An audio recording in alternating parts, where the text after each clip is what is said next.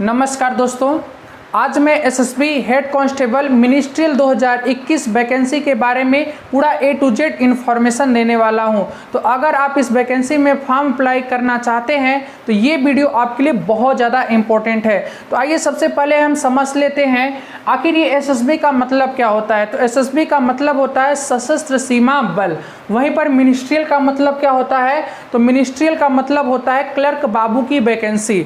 अर्थात यहाँ पर ये जो दोस्तों वैकेंसी है यह क्लर्क बाबू के लिए स्पेशली है। इस वैकेंसी के लिए सबसे पहले मैं आपको बता दूं कि कंप्यूटर की जो टाइपिंग होता है, टाइपिंग नॉलेज ये आपसे बहुत अच्छे से बनते रहना चाहिए। आखिर आइए हम लोग समझ लेते हैं कब से फॉर्म अप्लाई होगा, इसकी एग्जाम डेट क्या है, इसकी एज क्या है, इसमें टाइपिंग कैसे होता है, इसका सिलेबस क्या होता है, इसकी हाइट क्या है, इसका फिजिकल कैसे होता है, पूरा इन्फॉर्मेशन आपको देते हैं। तो सबसे पहले ऑनलाइन फॉर्म कब से स्टार्ट होगा, तो इसका ऑनलाइन जो फॉर्म है वह 24 जुलाई से भरा जाएगा और 22 अगस्त तक भरा जाएगा। अर्थात आपको लगभग 1 महीने का समय दिया गया है ऑनलाइन फॉर्म भरने का। वहीं एग्ज़ाम कब होगा, तो एग्ज़ाम के बारे में अभी तक कोई ऑफिशियल नोटिफिकेशन नहीं है। तो दोस्तों यहाँ पर हम मान सकते हैं कि इसका जो एग्ज़ाम होगा वह अक्टूबर माह में हो सकता है और अगर अधिकतम जा सकता है तो वह नवंबर माह में हो सकता है। क्योंकि देख पा रहे होंगे आप लोग 22 अगस्त तक लास्ट डेट है फॉर्म भरने की और 1-1.5 महीने में हो सकता है कि एडमिट कार्ड जारी हो जाए और इसका एग्ज़ाम शुरू हो जाए। तो आपको अभी से मानकर चलना है कि अक्टूबर माह में इसका एग्ज़ाम हो सकता है। तो आपकी अपनी तैयारी अच्छे से करनी है। वहीं मैं बात करूं कि एज कितनी रहने वाली है, तो एज साथियों यहाँ पर 18 वर्ष से लेकर 25 वर्ष तक होने चाहिए। इसकी गणना कब से होगी, तो इसकी गणना 22 अगस्त 2021 से की जाएगी। मतलब 22 अगस्त 2021 से वह छात्र 18 से कम नहीं होना चाहिए और 25 वर्ष से अधिक नहीं होना चाहिए। वहीं यहाँ पर मैं बात करूँ कि वैकेंसी कितनी है, तो वैकेंसी 115 है। वैकेंसी कितनी है, पोस्ट कितनी, 115 है। देखने में जरूर कम लग रहा होगा किंतु मिनिस्ट्रियल की पोस्ट 115 अपने आप में पर्याप्त होती है, क्योंकि यहाँ पर टाइपिंग बहुत ज़्यादा मायने रखता है। साथियों 2018 में हमारा भी सीआरपीएफ मिनिस्ट्रियल में सिलेक्शन हुआ था, किंतु हमें टाइपिंग में बाहर कर दिया गया था, क्योंकि यहाँ पर लगभग 40 से 50 गुना छात्रों को पास किया जाता है और पास करने के बाद बहुत ऐसे छात्र होते हैं जिनको टाइपिंग नहीं बनती रहती, एग्जाम उनका क्लियर हो जाता है। अब मैं अपनी बात बताऊं, अपना अनुभव बताऊं, सीआरपीएफ में हमारी बैच में 40 छात्रों ने एक साथ टाइपिंग के लिए बैठा हुआ था और 40 छात्रों में से एक भी छात्र पास नहीं हुआ था, सब के सब फेल हो गए थे। और किसी बैच से 40-40 का बैच रहता था, किसी बैच से एक आध छात्रों का टाइपिंग क्वालिफाई हो जाता था। और यहाँ पर यह भी कहा जाता है कि एग्ज़ाम बहुत सिंपल यहाँ पर बनता है, बहुत सिंपली तरीके से क्वेश्चन पूछा जाता है। और यहाँ पर जो मायने रखता है, मेन जो सिलेक्शन करने का मेन आधार जो है वह टाइपिंग है। अगर आपकी टाइपिंग अच्छी है, बहुत तगड़ी है, तो आप बड़े आराम से इस जॉब को आप पा सकते हैं। अब मैं बात करूं कि इसमें आगे क्या होगा, तो पीईटी। तो पीईटी का मतलब फिजिकल एलिजिबिलिटी टेस्ट होगा। तो फिजिकल एलिजिबिलिटी टेस्ट में मेल के लिए 165 सेंटीमीटर हाइट होनी चाहिए और फीमेल के लिए 155 सेंटीमीटर हाइट होनी चाहिए। ये जनरल ओबीसी के लिए है और एससी के लिए है। वहीं एसटी के लिए थोड़ा सा छूट दी गई हुई है। अब मेल की रनिंग कितना होगी, तो 1.6 किलोमीटर मतलब 1600 मीटर 6 मिनट में दौड़ना है। तो बड़े आराम से 6 मिनट में 1600 मीटर दौड़ा जा सकता है। हाँ, ध्यान रखिए कि अगर आप मोटे होंगे थोड़ा सा तो दिक्कत हो सकती है, अदरवाइज बड़े आराम से यहाँ पर फिजिकल क्वालिफाई किया जा सकता है। क्योंकि यहाँ पर आर्मी की तरह एक साथ 200-400 छात्रों को नहीं दौड़ाया जाता है। यहाँ पर कम से कम 20 से 25 का बैच दिया जाता है, ग्रुप बनाया जाता है, उस ग्रुप को दौड़ाया जाता है। तो बड़े आराम से आपके सामने कोई भगदड़ वाला केस नहीं रहता है, बड़े आराम से आप रनिंग कर सकते हैं। थोड़ा सा अगर आपकी स्टेमिना है और आप अच्छे मेंटेन रखे हुए अपने आप को। वहीं फीमेल की मैं बात करूं तो फीमेल को 155 सेंटीमीटर हाइट और रनिंग 800 मीटर 4 मिनट में करनी होती है। तो ये भी बड़े आराम से लड़कियां भी क्वालिफाई हो सकती हैं। तो इतना ध्यान रखना है आपको कि सबसे पहले आपका फॉर्म भरा जाएगा।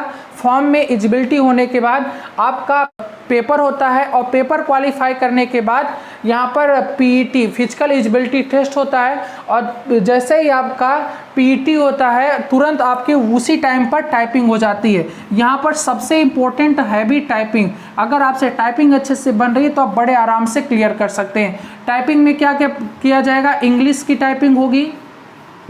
इंग्लिश की टाइपिंग कितने स्पीड से करना है, 15 वर्ड पर मिनट से करना है, 15 वर्ड पर मिनट। वहीं हिंदी की टाइपिंग जो है साथियों 30 वर्ड पर मिनट, 30 वर्ड पर मिनट आपको हिंदी की टाइपिंग करनी है। और इंग्लिश की जो टाइपिंग की स्पीड होगी वह 35 वर्ड पर मिनट होती है। और यहाँ पर सबसे ज़्यादा इम्पोर्टेंट टाइपिंग होता भी है। अगर आप टाइपिंग अच्छे से कर रहे हैं और सीखे हुए हैं तो आप बड़े आराम से इस एग्ज़ाम को क्वालिफाई कर सकते हैं और फाइनल सिलेक्शन ले सकते हैं। वहीं पर आइए मैं थोड़ा सा चर्चा कर लूँ कि इसका सिलेबस क्या है, क्योंकि आपका फॉर्म भरने के बाद सबसे पहला है आपका एग्ज़ाम ही होता है। एग्ज़ाम होने के बाद आपका क्या होगा साथियों, फिजिकल होता है और फिजिकल के तुरंत उसी दिन आपकी टाइपिंग हो जाती है। और टाइपिंग हो जाने के बाद कंफर्म यहाँ पर होता है कि आपका सिलेक्शन हो जाएगा। बहुत फाइनल मेरिट लिस्ट में मतलब छात्रों को बाहर नहीं किया जाता है, उनको ले ही लिया जाता है अधिकतर। तो आइए हम लोग देखते हैं साथियों यहाँ पर इसका सिलेबस के बारे में। तो आप सबको अभी से बहुत अच्छे से प्रैक्टिस करनी है। ज़्यादा फीस भी नहीं इसकी, 100 रुपया फीस है और 100 रुपया फीस आप पेड करके वहीं जनरल ओबीसी की 100 रुपया है और जनरल और SC ST वालों की और फीमेल की फीस भी 0 रुपया है। अगर ये एग्ज़ाम क्वालिफाई कर लेते हो तो आपको और दूसरे एग्ज़ामों के लिए बहुत ज़्यादा हौसला मिलेगा। ठीक है, तो आइए मैं देखता हूँ यहाँ पर इसका सिलेबस क्या है। रीजनिंग है सबसे पहले। जो रीजनिंग है वह 25 प्रश्न आता है, 25 अंक का। बहुत ही सिंपल यहाँ पर रीजनिंग पूछी जाती है, बहुत सिंपल रीजनिंग पूछी जाती है। अगर आप थोड़ा सा भी पढ़ाई करते हैं तो बड़े आराम से 25 में 25 कर सकते हैं। और इसकी प्रैक्टिस सेट में देखेंगे आपको खुद ब खुद पता चल जाएगा कि कितना सिंपल यहाँ पर रीजनिंग पूछता है। वहीं पर मैथ आती है। मैथ्स कितनी रहती है, 25 प्रश्न, 25 अंक का रहता है। कुछ नहीं रहता है साथियों, एकदम गुणा भाग मैथ पूछता है। बहुत सिंपल ये वैकेंसी है, इसको क्वालिफाई करना। तो आप सबको फॉर्म जरूर अप्लाई करना है।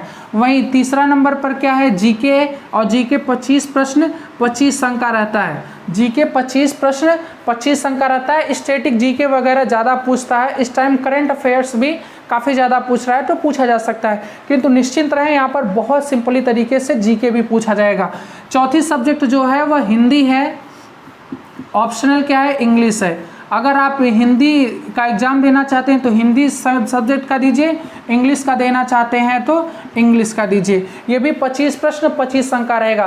तो आप देख पा रहे होंगे यहाँ पर 4 सब्जेक्ट हैं और चारों सब्जेक्ट बहुत ही सिंपल वे में पूछा जाता है। टोटल कितना टाइम दिया जाता है, 120 मिनट का टाइम दिया जाता है। 120 मिनट का टाइम दिया जाता है। 100 प्रश्न रहते हैं और 100 अंक के रहते हैं। वहीं क्या निगेटिव मार्किंग होती है, तो यहाँ पर नो निगेटिव मार्किंग होती है। नो निगेटिव मार्किंग होती है, यहाँ पर निगेटिव मार्किंग नहीं होती है। और रीजनिंग, मैथ, जीके, जीएस और यहाँ पर आपकी हिंदी, इंग्लिश बहुत सिंपली वे में पूछी जाती है।